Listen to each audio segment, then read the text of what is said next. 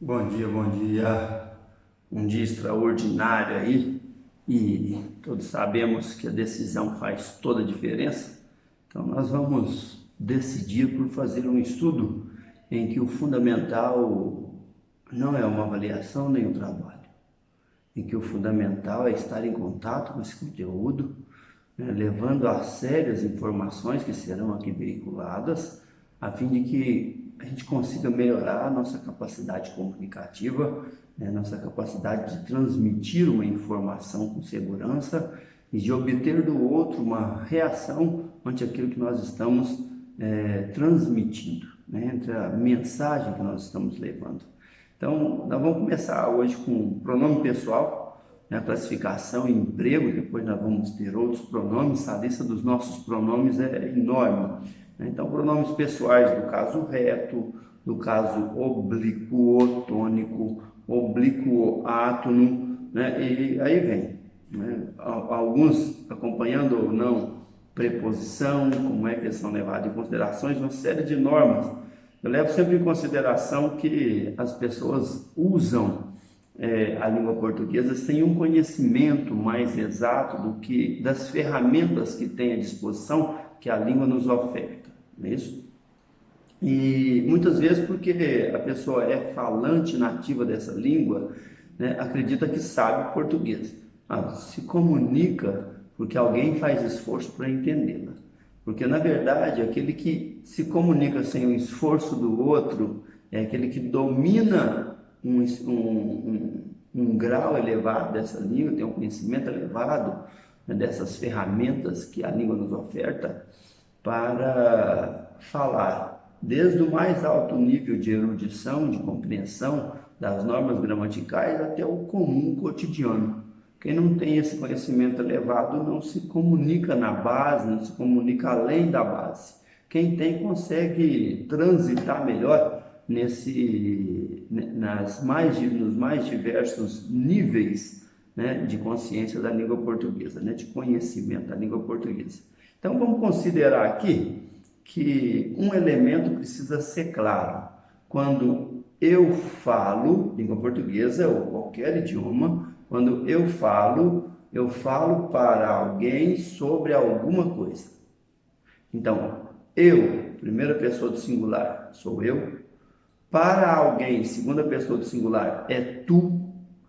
Sobre alguém nós estamos falando alguma coisa, né? É ele ou ela, né? Sobre ele ou sobre ela. Então, é ele ou ela.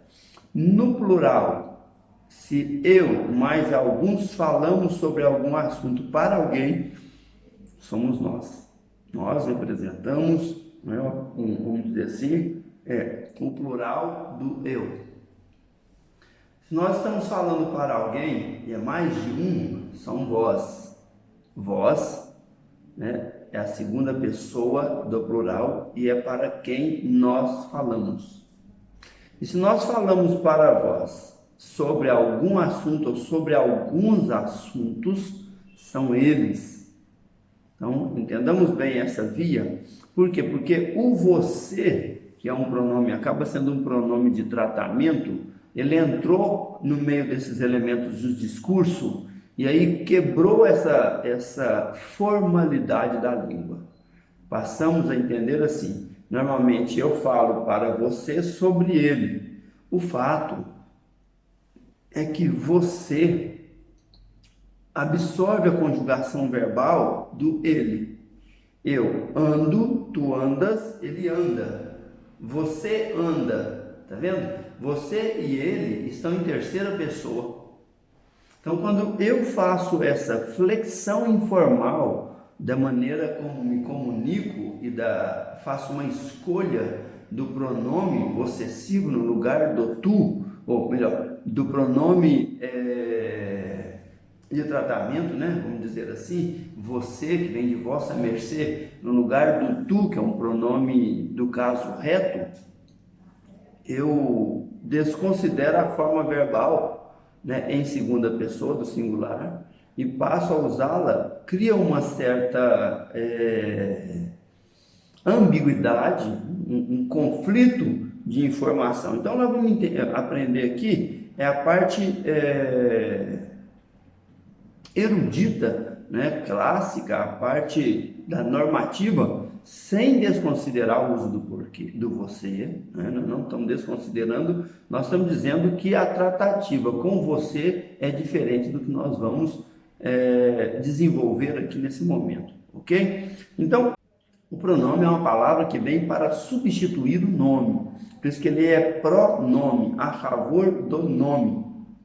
Nome são substantivos, então aquilo que eu uso para substituir o nome pode fazer papel de substantivo, então pronome substantivado.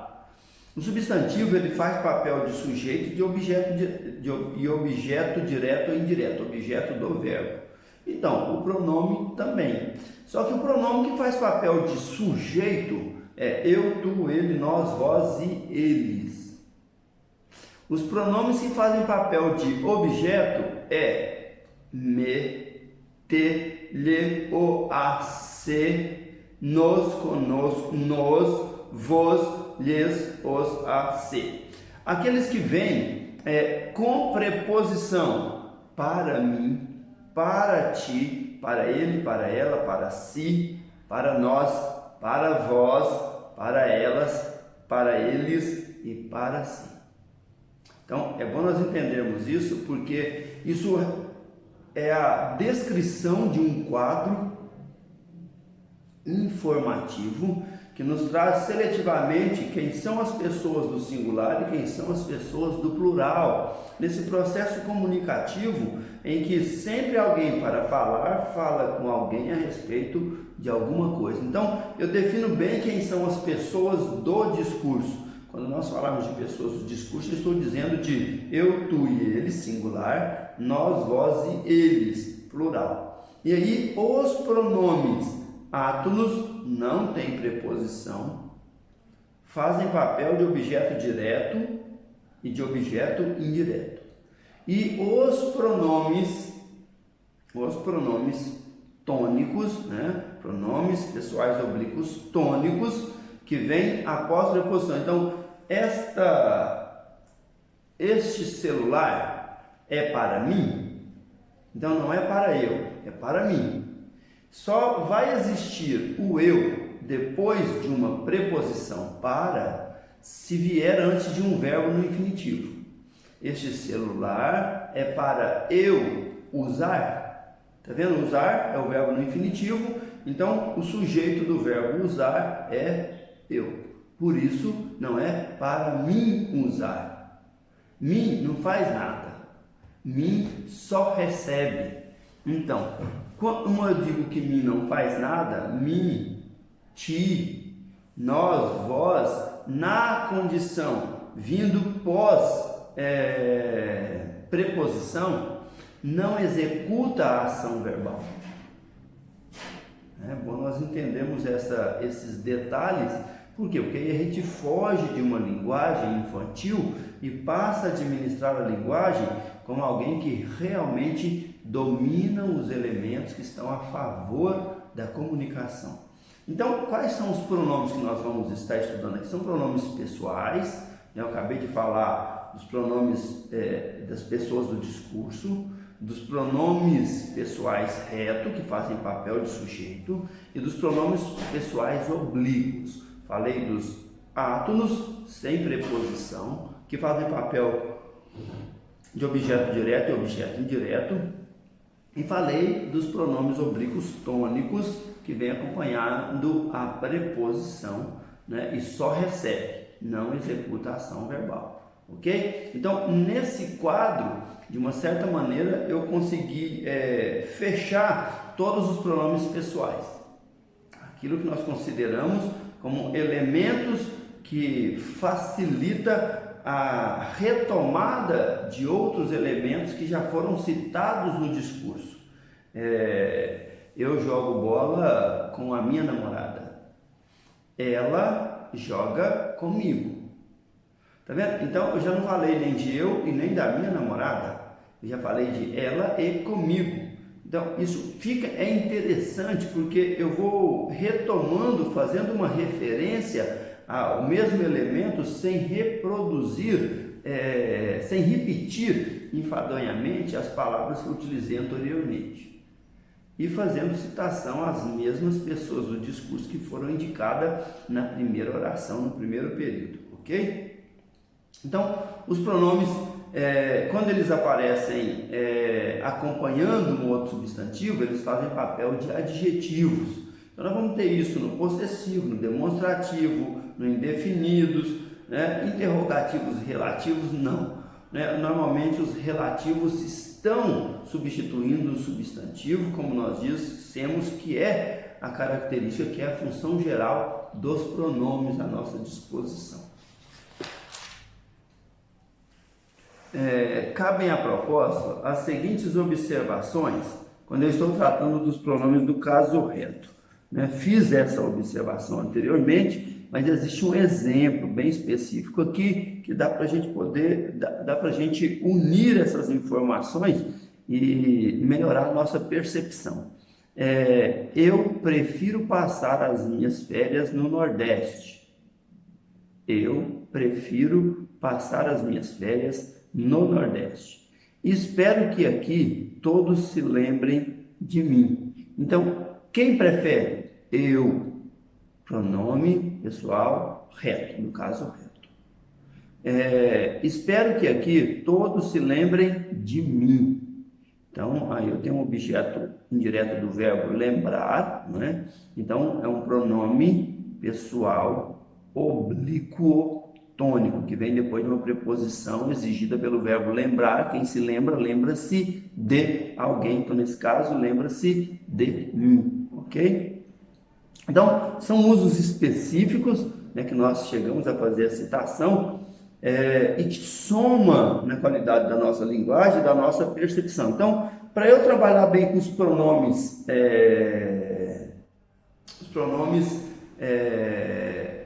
pessoais do caso reto, para eu trabalhar bem com os pronomes pessoais do caso oblíquo, átono e tônico, eu preciso compreender o que é sujeito e o que é objeto. Sujeito normalmente vem antes do verbo, objeto vem depois completando o verbo. E preciso rever um conteúdo que é sobre preposição, porque os pronomes oblíquos tônicos só são usados após preposição.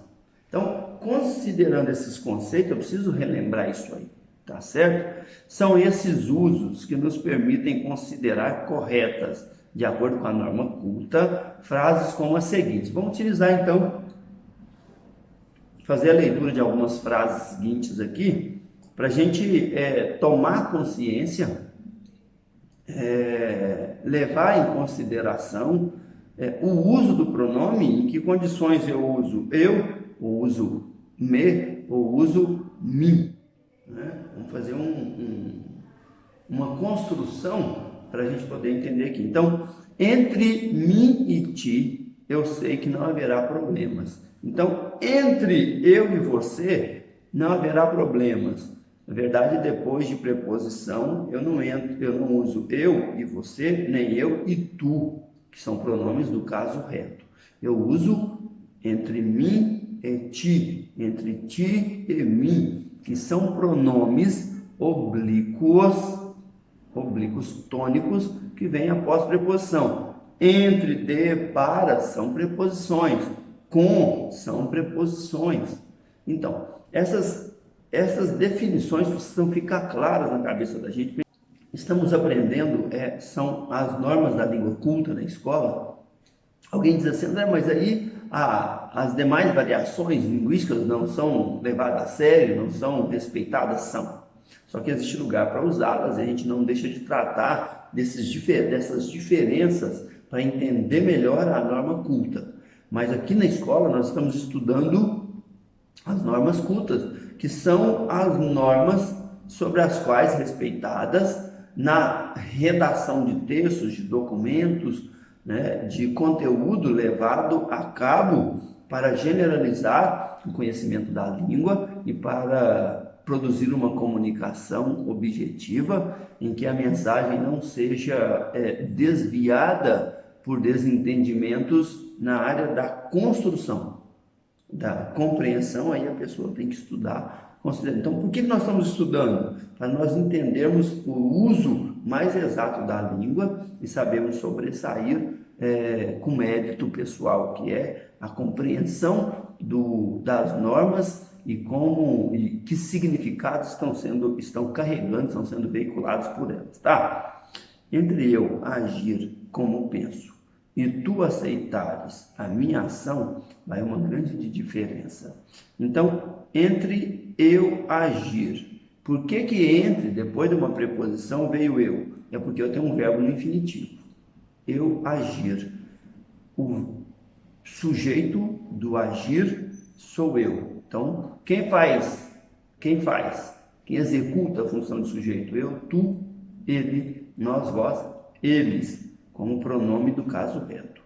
E tu aceitares, então, tu aceitares, né, o verbo aceitar está no futuro do subjuntivo. Então, entra aí, aceitares, tu é sujeito do verbo aceitar. A minha ação vai uma grande diferença, tá? Então, por isso que está usando eu e tu posterior, né, à preposição, tá? Acompanhando a preposição, porque a preposição aí ela fica com o valor imperativo inferior ao verbo no infinitivo que traz um sujeito identificado na frase. Eu e tu, nesse caso. Ela disse para mim o que não queria ouvir. Então, disse para quem? Para eu. Ela disse para eu o que não queria ouvir. Então, eu, nesse caso, é até difícil, né? Fica doído de ouvir. Na verdade, não tem um verbo depois da palavra do pronome mim, né? Exigiria a presença do eu. Então, fica acompanhando o pronome sem um verbo posterior acompanhando uma preposição.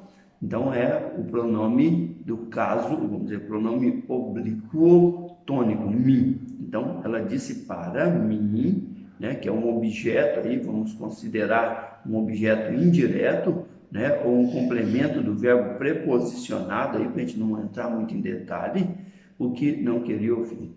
Ela disse para eu fazer o que a minha consciência determinasse.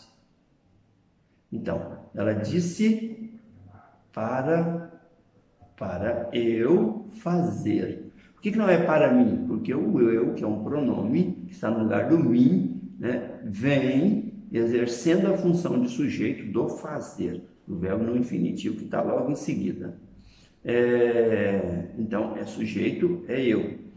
Eu vou falar para ti o que outros não ousam dizer. Então, eu vou falar para tu. Não, vou falar para ti. Posterior à preposição, sem um verbo posterior ao pronome, entra-se como um pronome oblíquo tônico, ti, que vem posterior a uma preposição, sem um verbo no infinitivo para puxar-lhe a função de sujeito, para dar-lhe a função de sujeito. Fica claro isso aí, beleza? O pronome si e também a forma consigo só é usado de forma reflexiva e sempre em relação à terceira pessoa, ele, né? Ou eles, vamos colocar assim, singular e plural, que está levando em consideração os dois. Ela vive falando de si ou dela mesma. Os homens levam consigo, com os próprios homens, uma esperança, levam com eles mesmos, ok? Em Portugal, o pronome si pode ser usado para referir-se à pessoa com quem se fala. Trouxe este presente para si, que é para você ou para tu, tá vendo? Quem se fala seria tu e não si consigo, tá? Que é a terceira pessoa de quem se fala, tá certo? No uso do você, poderia ter dito dessa maneira, para si, para você. Aí o pronome de tratamento você passa a ser objeto né, indireto, mas é porque eu não tenho esse hábito de usar o se para acompanhar ou para substituir a palavra você na língua portuguesa do Brasil, ok? Trouxe este presente para si, para nossas observações. Então, as formas conosco e convosco são substituídas por nós e vós. Quando usadas como reforço as palavras outros, mesmos, próprios, todos, ambos, algum numeral. Então, ela queria falar com nós todos, com todos nós. Ele concordou em ir com nós três visitar o doente. Ele concordou de ir com nós três visitar o doente. Então, antes de numeral, né? Antes de outros, mesmos, próprios, todos, ambos, né? Nós vamos usar aí nós ou vós, ok? Os pronomes de tratamento. Então, vamos para os pronomes de tratamento aqui. É onde surgiu a palavra você e hoje você tem substituído a segunda pessoa do singular, que é tu, ok? Então, vamos pensar aqui em Vossa Excelência, Vossa Senhoria, né? Sua Excelência, Sua Senhoria, para a gente poder entender como que essa coisa funciona. Na presença de autoridades, eu uso alguns pronomes específicos em função levando-se em consideração a função, da autoridade com quem nós estamos falando. Se estivermos falando diretamente com ela ou se estivermos falando dela, e dependendo do grau de intimidade que se tem com a autoridade, ok? Então, para substituir os pronomes pessoais, há os chamados pronomes de tratamento. Vamos tratar a pessoa. Então, pronomes pessoais, no caso, tu, eu, tu, ele, nós, vós, eles. Então, sempre construídos com o verbo na terceira pessoa do singular ou do plural. Podem referir-se a pessoas a quem se fala.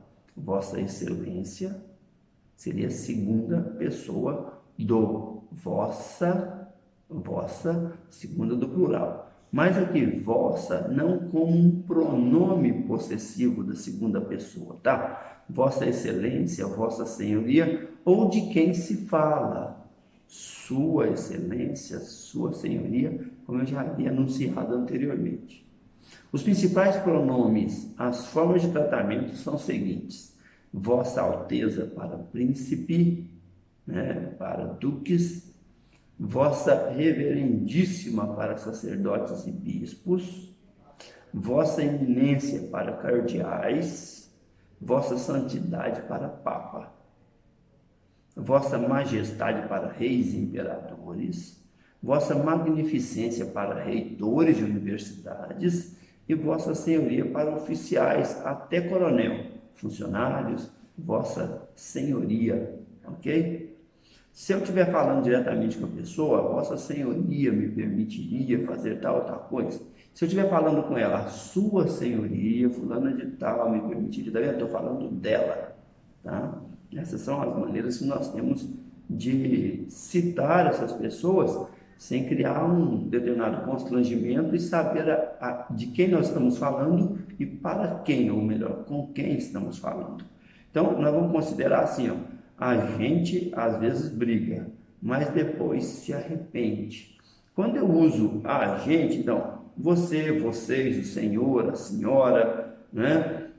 Tu e vós no Brasil perdeu bastante o uso, já não tem mais vamos dizer assim, um uso comum. É até difícil a gente ensinar algo que não viabiliza na linguagem, a não ser numa linguagem culta, e isso normalmente vai surgir na escrita.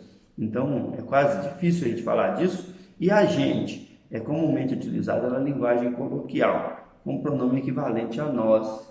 Só que a gente, embora a ideia, né, o significado de muita gente seria substituindo nós, tá, de maneira informal, a gente, o verbo fica no singular. A gente vai, a gente volta, a gente fica. Nós é a primeira pessoa do plural. Então, nós vamos, nós voltamos e nós ficamos.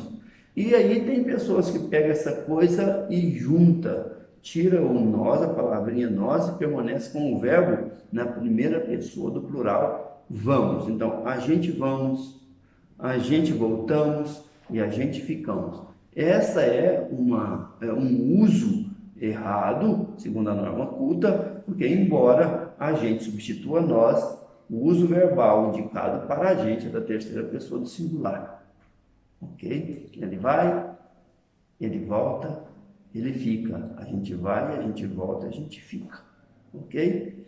Prestar atenção nisso aí para a gente não produzir, né, um erro na conjugação verbal do sujeito que nós estamos indicando na linguagem que estamos construindo, né, indicando para a percepção do outro. Então, considerando esses elementos, nós temos agora uma mistura de tratamento. Ok?